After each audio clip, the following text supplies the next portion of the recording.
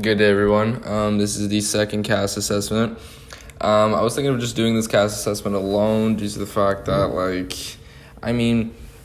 other people can't really follow the game or the season due to the fact that they're not looking at confessionals and whatnot. So I do feel like their opinions would stay the same if I were to bring them back. So I didn't really see much point. And when I do them myself, it's a bit more concise, a bit shorter as well. So I thought this would be best. But I think we last left off on Final 18. So after that, we had another vote off with the merge ticket in play for everyone that wanted to cash in their ticket. Funny enough, no one cashed it in, and I knew for a fact that would be a huge issue, or it's gonna really screw over a lot of people. Then I'm mostly looking at Eric and Brandon. Neither of them cashed in the ticket, which I really don't understand why, but Eric went home in a 4-1-1. Wasn't too active in the game. He did really push hard, so I do respect that. He pushed hard at the end, but couldn't manage to get the votes his way. He did get JJ, which was very interesting. I'm not sure why, but that happened. It was a 4-1-1, so I believe there was one vote on Curly and another on Brandon, I believe. So yeah, but Eric, old player, he's played 3 times now. I think he's one of the only 3-time players. I believe there's 4. There's him, there's Philip, there's Bobby, and someone else I'm forgetting. But yep, good for him. But moving on, we have Brandon. Brandon was also voted out. They went straight to Tribal Council right after Malahat, and it was a pretty easy vote for them. Brandon was kind of on the outskirts of their personal alliance. So, holy shit. So Brandon went home. He was actually the first person I gave an exit interview to, which was nice and fun to do. Pretty interesting hearing his point of view. I don't think he had too much of a chance on that Malahat tribe. It is a bit annoying, the pre-merge, because there is a clear tribe that is horrible at competitions, and that was Malahat, and then there was New Lumi, which we're going to talk about right now. Lumi, this vote was honestly the most exciting vote and also the most frustrating one, as AJ went home in a 4-3 or 4-1 to 3-0 votes.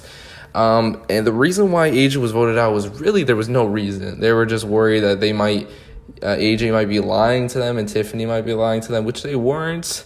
So it was quite bothersome to see AJ go home against this 4-person alliance that just wasn't budging. They just didn't budge for the next 3 votes.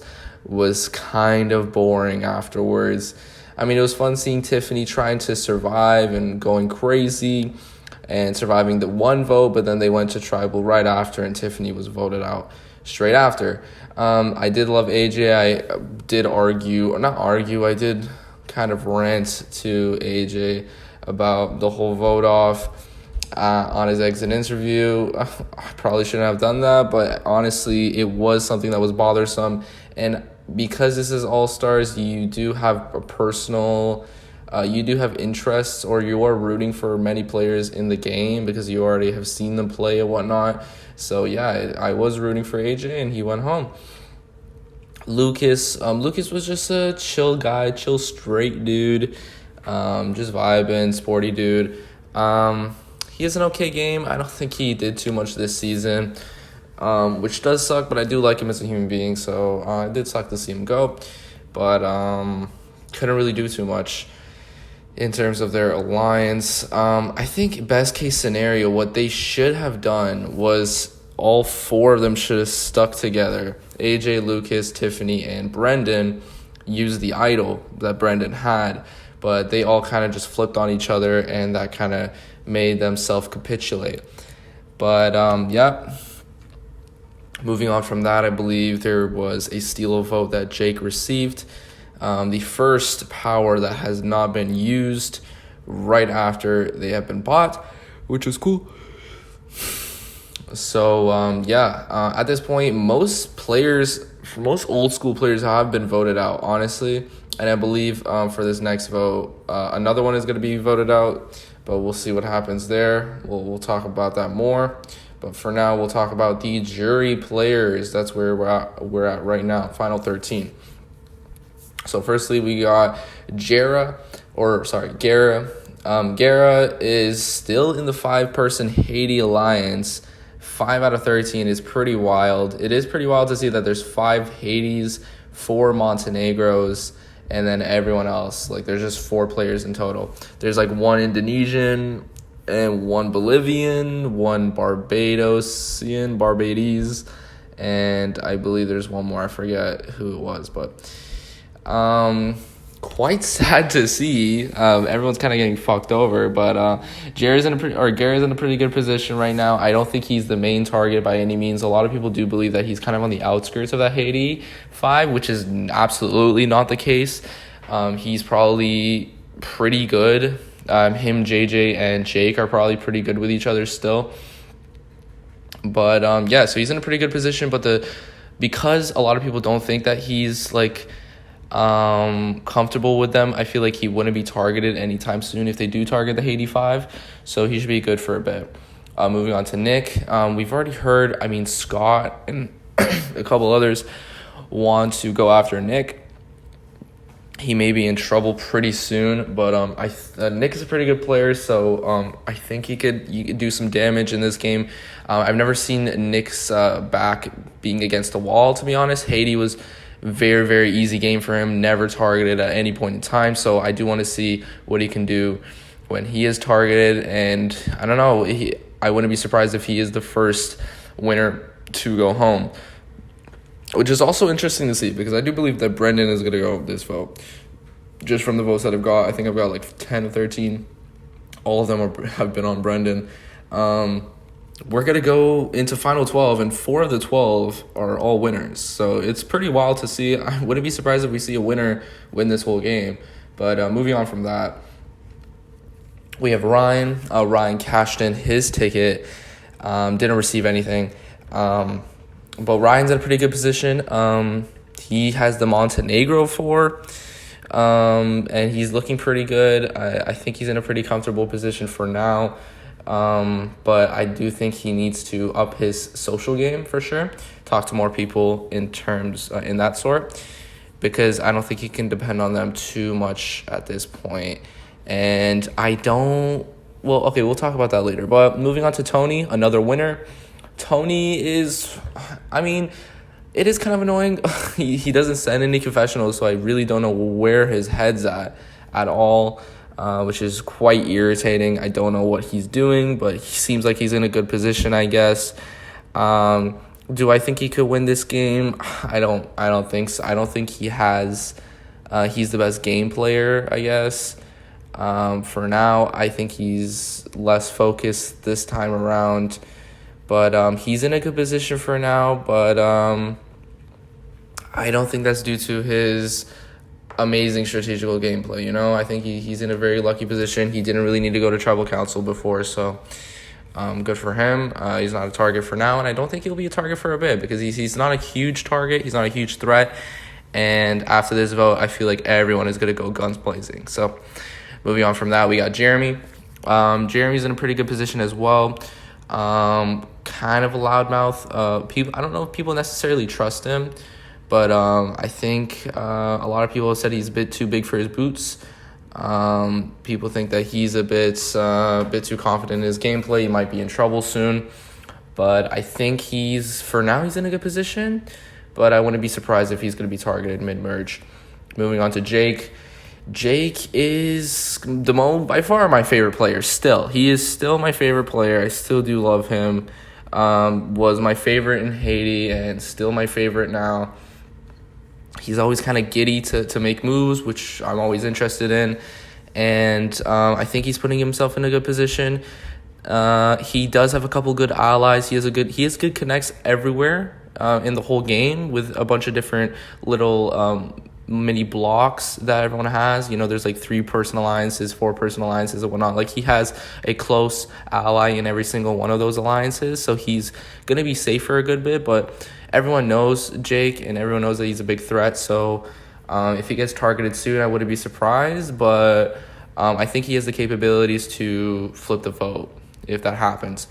But moving on to Ethan, I think Ethan is an amazing social player, very smart, kind of like the future of the group game community, I feel. One of the better players. But he does have a good amount of connects, but I feel like a lot of people are aware of that. A lot of people are kind of nervous about him and kind of scared. So I wouldn't be surprised if Ethan gets targeted and he gets blindsided sooner or later. Although I do think because he's way too close to some people, and people are aware of this. Like, he is way too close to Curly. Everyone kind of sees them as a duo. He's close with Ryan as well, and it's not a good look for him for sure. But I think it was very good that he was able to be on another tribe with players that he's not super familiar with and survive, because that gives him an opportunity to make more connects. So we'll see what happens. But moving on to Abel. Abel received the idol from the Snooze Fest. Abel's in a very good position. He is in the Haiti 5, but he also has an idol, and he's not super loyal to them, obviously, because he was cut last time when they were all together. He was on the bottom, so he isn't really necessarily a part of that 5, but I'm sure he's using it as some sort of safety net. So I do believe he's in a good position to go forward, go really far in this game as well. Maybe similar placement, final 6, final 5. I wouldn't be surprised, to be honest. But moving on to Brendan. Poor Brendan. He's an old timer from Finland. I believe he's gonna go home pretty easily this vote. I just don't think he has the best social game, and not that many people know him. And he is lacking a bit. I haven't seen him play for a while, to be honest. So I do feel like he is lacking in terms of these other players. They're kind of levels ahead of him. So I do feel bad, but the fact that he even made it to merge was pretty surprising. He was basically targeted the whole pre-jury. So good for him. But yeah, I don't think he can do too much this vote. But I did respect his game, and I did respect him just scurrying and just getting tickets left, right, and center to get these powers and surviving. But I think it's the end of the road. But moving on, we got JJ, another player from the old seasons, doing amazing, honestly. Although he's from old seasons, he doesn't act like it. I do think JJ is in one of the best positions in this whole game, even though he's an old timer. And I do think he could go very, very far. So I wouldn't be surprised. He has a lot of connects, and everyone is kind of looking for him to get a vote, and no one's really targeting him. So he's in a power position most of the time. And how I play with him, he's a very smart player, and also very snaky. So when he isn't put in a position to make a smart move, he will make it, even if it means cutting off a close ally. But moving on to Curly. Curly used to send so many confessionals, but this season he hasn't sent shit, which is kind of bothering me, not gonna lie. I know Curly's probably gonna hear this, listen to this shit. I mean, I want more confessionals from you. It is kind of disappointing. I don't want to invite someone back. Like, I don't understand why, because he is super active in a lot of the chats, so like he is pretty focused on the game, which I do respect, but I need to understand where his point of view is, what he's doing. I'm not sure. But he's in a pretty good position, but he's kind of taking the villainous role, trying to control a lot of the votes, which is not going to be too good for him in the future, where he's going to be seen as a big threat. And especially since he's clearly aligned with Ethan, I think he's going to be in trouble sooner than later. Moving on to Scott. Scott is playing the same game as before. He was playing well. Before. He had the good 4-person alliance, and that's what he likes. He likes, simplicity. But with this, he's going to be targeted yet again because he's trying to control the vote, especially the first merge vote. That doesn't put you in a great position, and I won't be surprised if Scott gets targeted soon, very, very soon. Lastly, we got Young. Young is in a pretty good position, although being a winner, but I do think he's in a good position, kind of similar to JJ, at least from what I saw with their last tribe. They were kind of always in the power position, never being targeted. So I do think he's going to be good, and I do think he could go very, very far. So I won't be surprised if he wins. Sorry if I'm going super fast. I just need to get under 15 minutes. But with that being said, I'll talk more in the future, maybe mid-merge, and then another one at the finale. But thank you for listening, and I'm excited for an amazing merge phase. Have a nice day.